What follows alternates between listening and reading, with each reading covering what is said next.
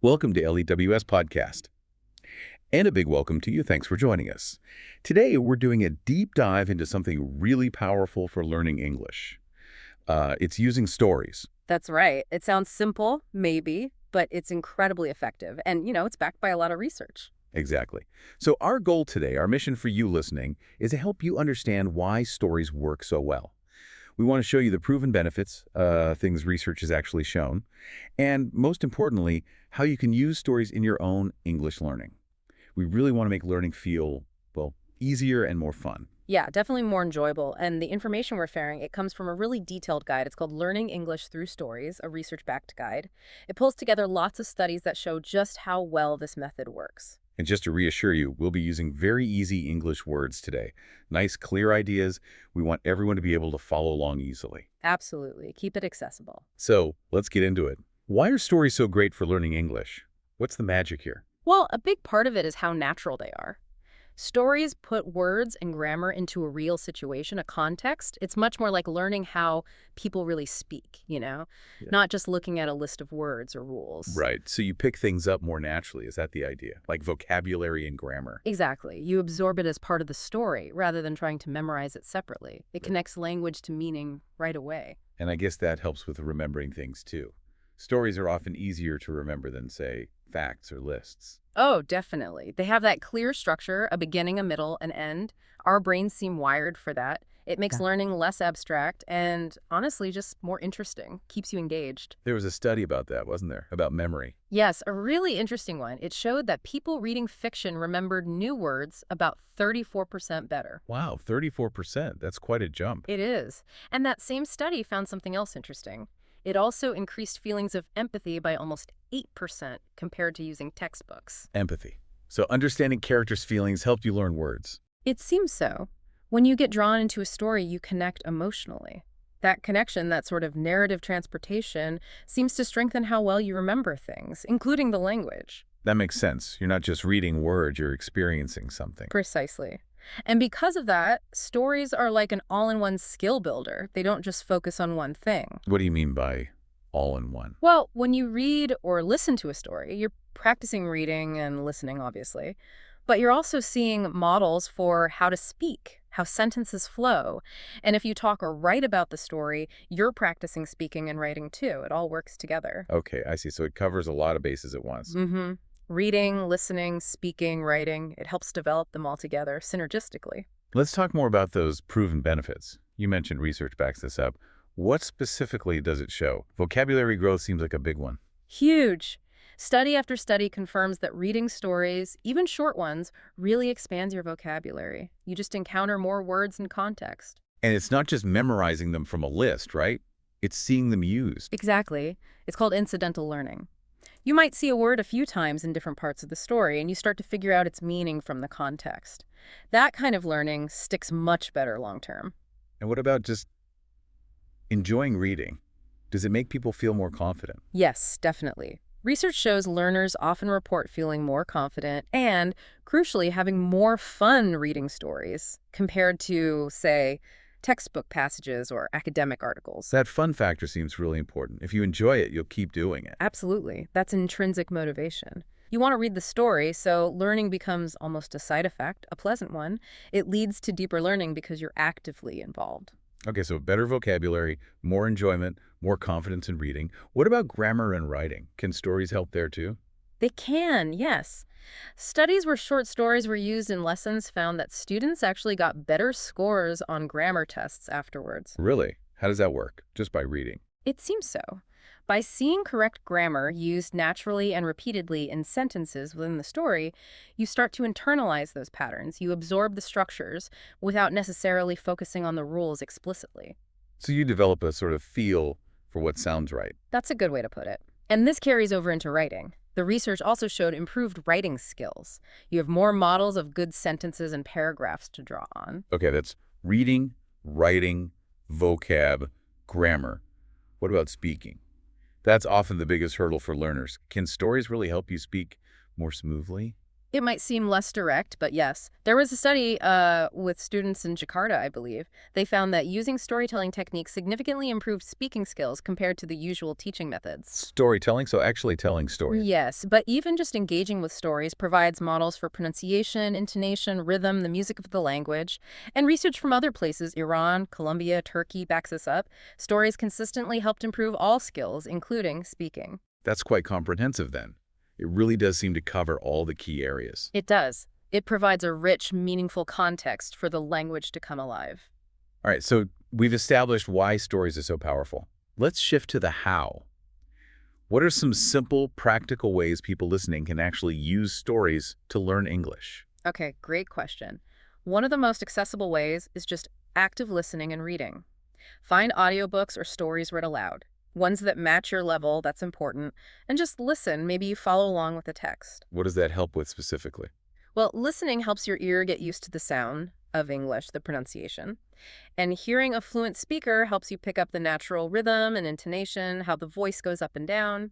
Reading along connects the sound to the written word. And reading aloud yourself. Is that useful? Very useful. Reading stories aloud, even just to yourself, builds confidence in actually making the sounds. It bridges understanding and speaking.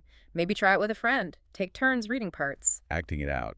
Is that going too far? Not at all. Acting out scenes or dialogue is fantastic. It makes it more memorable, more engaging.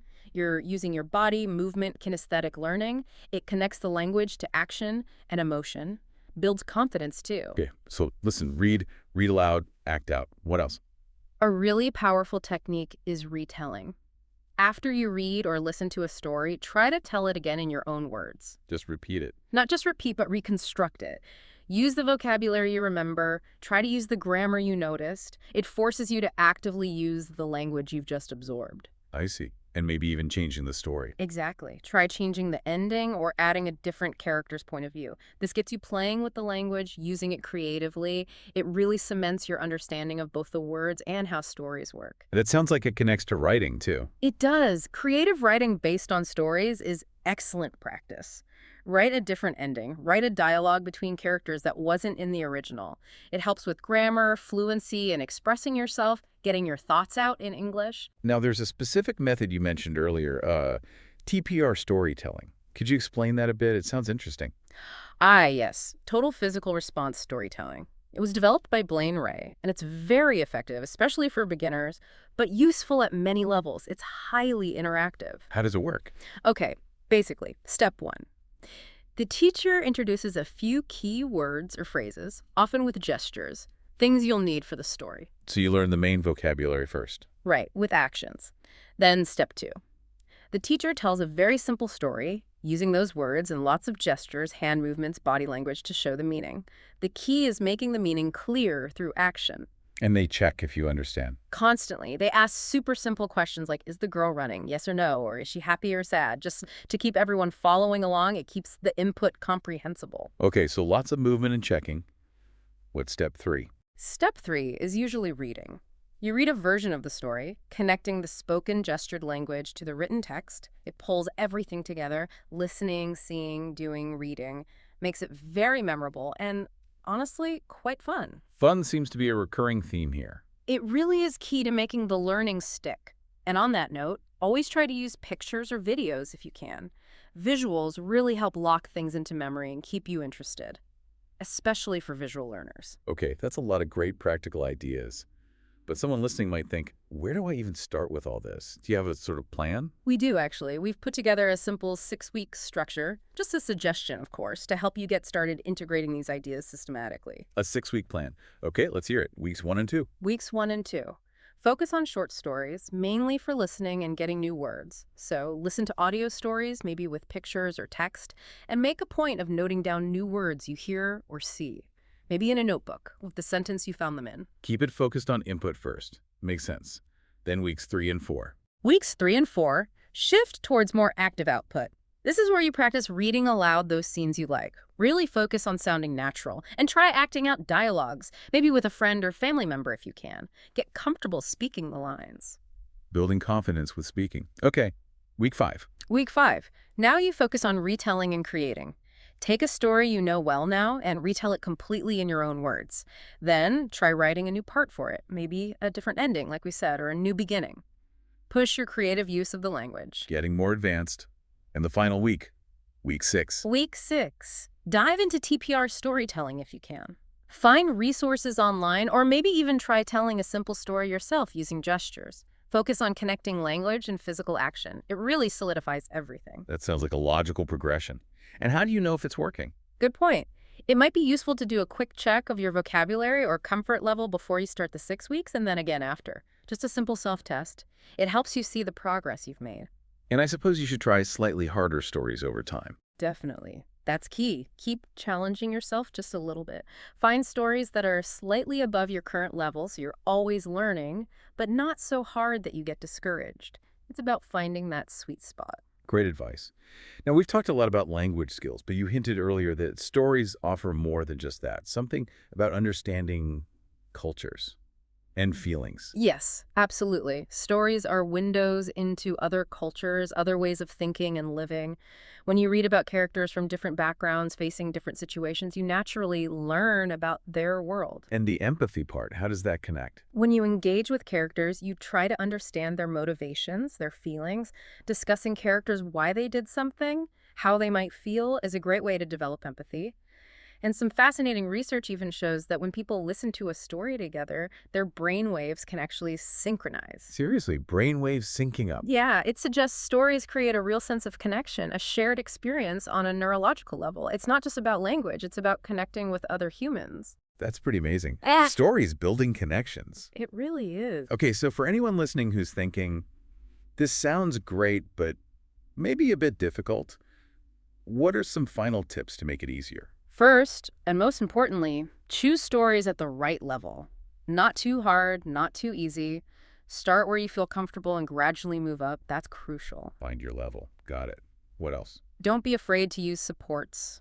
Pictures, gestures, maybe even reading a summary in your own language first just to get the basic idea. Whatever helps you understand is good. Comprehension is key. Make sure you understand.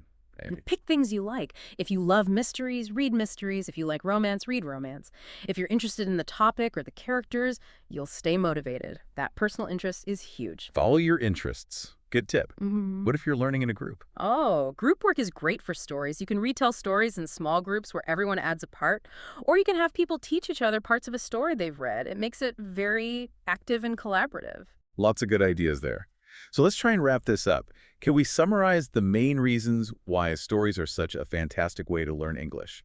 The key takeaways. Sure. The bottom line is this method is powerful and it's proven. It helps you get better at pretty much everything. Vocabulary, grammar, reading, writing, and speaking. All the core skills. Right. And beyond the skills, it boosts your confidence, keeps you motivated, and even helps you understand other people better, that empathy piece. It's a very whole way to learn. And it seems like anyone can use it. Absolutely. Doesn't matter how old you are or what your current English level is. With the right stories and activities, things like TPR, acting, retelling, writing, learning English can genuinely become fun and really, really effective. A fun and effective journey. I like the sound of that. So maybe the question for you listening is, what story will you start your journey with? Exactly. And here's a final thought to leave you with. Stories aren't just a tool for learning words and grammar. They're bridges.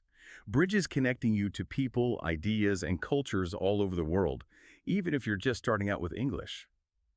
Think about a story you love in your own language. What would happen if you found that story, or one like it, in English? How could that open up a whole new world of learning for you? Something to think about. We really hope you'll consider giving this story-based approach a try in your own English learning.